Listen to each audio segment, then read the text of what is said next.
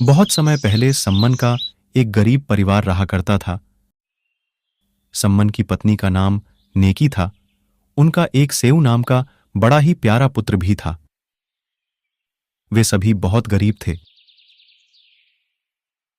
वे कबीर साहिब के तत्व ज्ञान से परिचित थे और उनके द्वारा बताई गई भक्ति को मन लगाकर किया करते थे।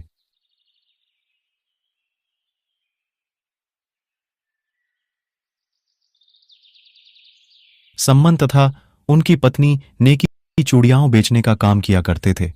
गरीब होने के कारण पूरा नगर उनका मजाक उड़ाता था, लेकिन उनमें कबीर साहिब का तत्व ज्ञान ऐसा समाया पड़ा था, वह किसी का भी बुरा नहीं मानते थे और अपनी भक्ति को सुचारू रूप से किया करते थे। वे घर घर जाकर धनी व्यक्तियों की स्त्रियों और बेटियों को चूड़ियां पहनाते थे, लेकिन इतना करने के बाद भी उन्हें बहुत कम धन की प्राप्ति होती थी, जिसकी वजह से कई बार तो उन्हें भूखा भी सोना पड़ता था। सम्मन तथा नेकी जिस भी घर में चूड़ियां पहनाने जाते, उस घर में व्यक्तियों को कबीर साहिब का सत्य ज्ञान समझाते और उनकी कथाओं को सुनाते थे।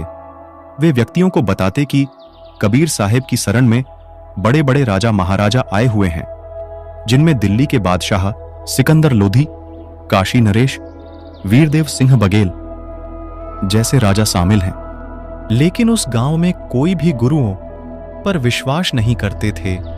वे उनसे कहते थे कि यदि आपके गुरुजी इतने ही सक्षम हैं, तो वे आपकी गरीबी दूर क्यों नहीं करते। लोगों के ऐसा कहने से वे निरुत्तर हो जाते थे, क्योंकि ये बात तो सच थी। लोगों के ऐसा कहने पर भी उनका अपने गुरुजी की प्रति विश्वास नहीं डगमगाता था। उधर सेऊ भी अपने मित्रों को अपने गुरुजी के बारे में बताता था। हमारे गुरुजी तो स्वयं पूर्ण परमात्मा आए हुए हैं, उनके तो बड़े बड़े राजा शिष्य हैं। अरे सेऊ, आपके गुरुजी तो लालची हैं, वो तो धनी लोगों के घर ही आते हैं। यदि वो इतने ही दयालु हैं, तो वो आपके घर क्यों नहीं आते। सेऊ उन्हें समझाता कि उनके गुरुजी लालची नहीं हैं, लेकिन सेऊ के लाख समझाने पर भी वे सेऊ की बातें नहीं मानते, क्योंकि पूरा गांव ही गुरुओं को पाखंडी मानते थे। माँ, गुरुजी हमारे घर कब आएंगे? मुझे बताएं, बाहर सभी भाई मेरा मजाक उड़ा रहे हैं। बेटा सेऊ, गुरुजी तो स्वयं पूर्ण परमात्मा है, वो सदैव हमारे साथ ही तो रहते हैं। गांव वाले अभी नादान हैं। वो सब तो ठीक है माँ, लेकिन एक बार गुरुजी हमारे घर आ जाएं, तो मैं भी उन्हें बताऊंगा हमारे गुरुजी लालची नहीं हैं। बेटा, उनके तो लाखों शिष्य हैं, वो किस किस के घर जाएं? वो तो हमारे साथ ही रहते हैं। माँ, सभी हमारे गुरुजी का मजाक उड़ाते रहते हैं, कोई भी समझने को तैयार ही नहीं है। एक बार गुरुजी हमारे घर आ जाते तो उनको भी पता चल जाता कि सेऊ के गुरुजी लालची नहीं है। ये सुनकर नेकी और सम्मन को भी बहुत बुरा लगा, लेकिन वो भी क्या कर सकते थे। गांव वाले उनका भी मजाक उड़ाया करते थे। तीनों बातें कर ही रहे थे कि उनके गुरुजी कबीर साहिब उनके घर के बाहर कमाल और शेख फरीद जी के साथ आ जाते हैं। बेटा सेऊ, सम्मन, बेटी नेकी, कोई है क्या?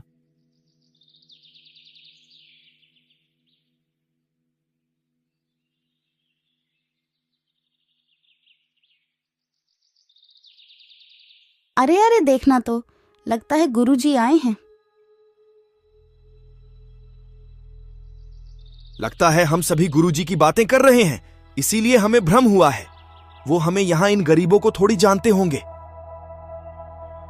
थोड़ी देर बाद कबीर साहिब फिर से आवाज लगाते हैं और कहते हैं, बेटा सेऊ, सम्मन, बेटी नेकी, कोई है क्या घर पर? देखो, आपके गुरुजी आए हैं। इतना सुनते ही तीनों के तीनों पूरी गति के साथ बाहर भागते हैं।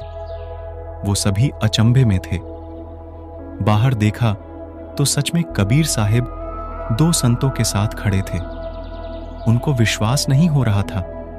सभी अपने गुरुजी को बिना पलक झपकाए देखते रहते हैं कि कहीं हम सपना तो नहीं देख रहे।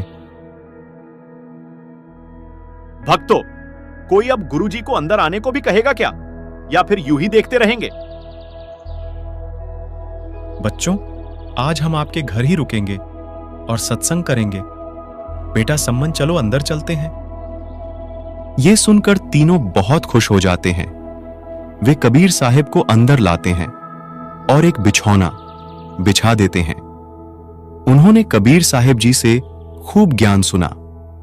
तभी भगत सम्मन कहता है, गुरुजी कैसे दया करी हम तुच्छ जीवों पर। आप तो अंतर्यामी हो। आज ही आपका बेटा सेऊ आपको बहुत याद कर रो रहा था और आप आज ही हमारे घर आ गए। आपने कैसी दया करी मेरे मालिक। हे गुरुदेव, भोजन की सुनाएं, आपको भूख लगी होगी। भूख तो लगी है बेटा, भोजन बना लो, खाना खाएंगे भगत।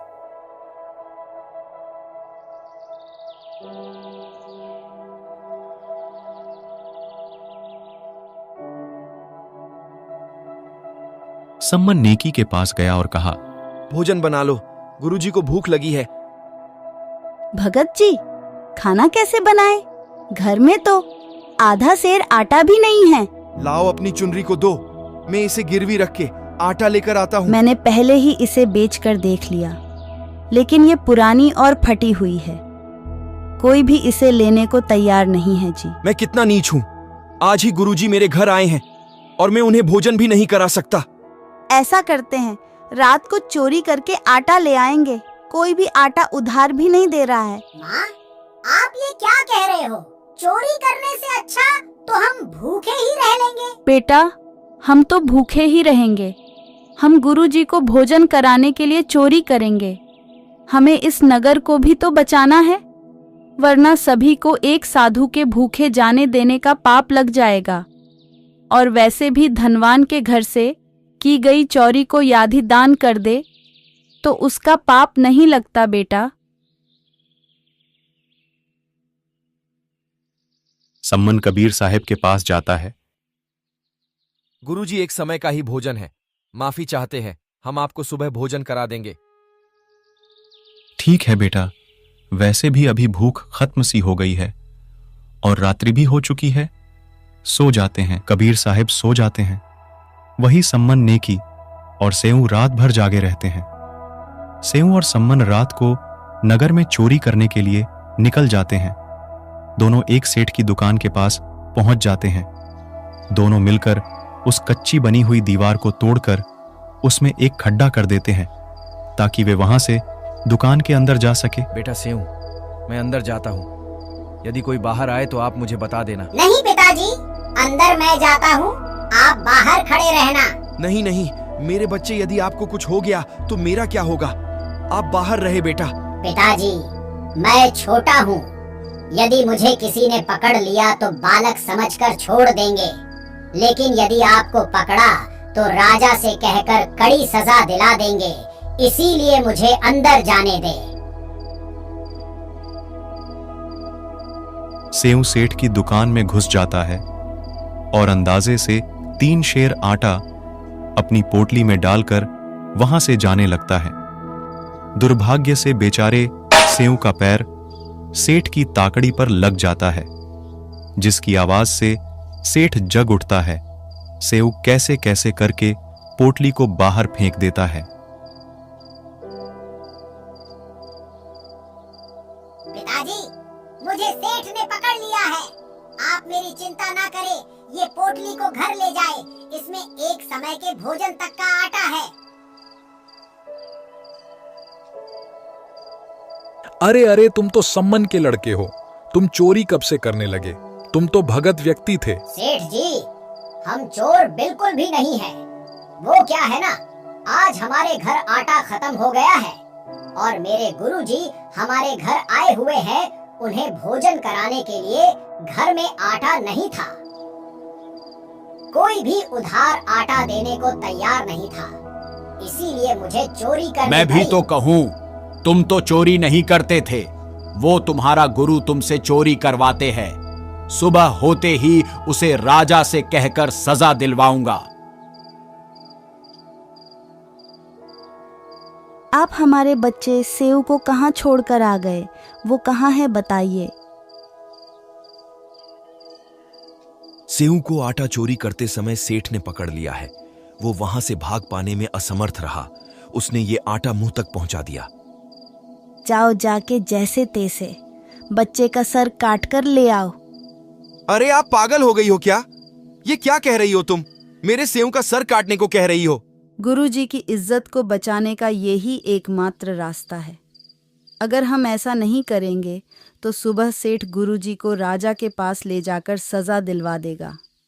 अब जाओ और बच्चे का सर काट कर ले आओ। सम्मन सेठ की दुकान के पास जाता है और सेऊ से कहता है, बेटा सेऊ, अपना सर बाहर निकालो।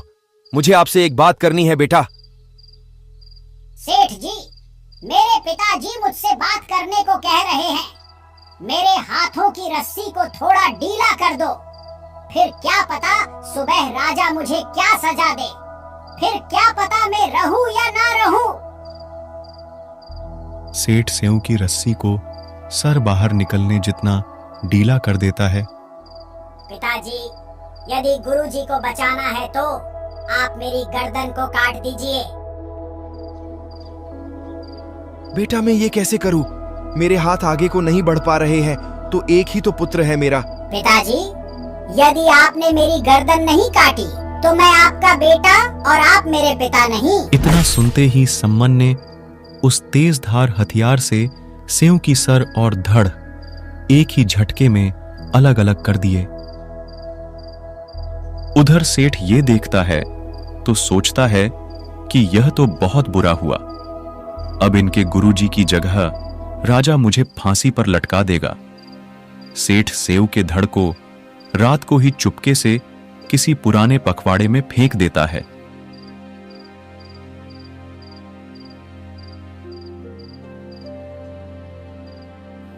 और दुकान में वापस आकर ऐसे सो जाता है कि जैसे कुछ हुआ ही नहीं हो। सम्मन सेऊ के सर को एक अलमारी में रख देता है।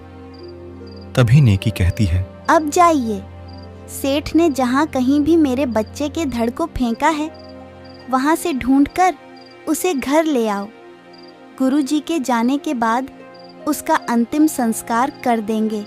नेकी के इतना कहते ही सम्मन वापस उसी दुकान के पास जाता है और रक्त की छींटों के पीछे पीछे चलने लगता है। और जहां सेठ ने सम्मन के धड़ को फेंका था वहां से उसे घर लाकर एक पुराने से कपड़े से ढक देता है। सुबह होते ही नेकी खाना बनाने लगती है। तभी सम्मन कहता है, नेकी बच्चे की कोई याद या दुख अपने मन में मत रखना, नहीं तो गुरुजी को खाना खाते समय पता चल जाएगा। नेकी ने कहा, नहीं नहीं, मैं ऐसा नहीं करूंगी, वरना गुरुजी को हम पर शक हो जाएगा।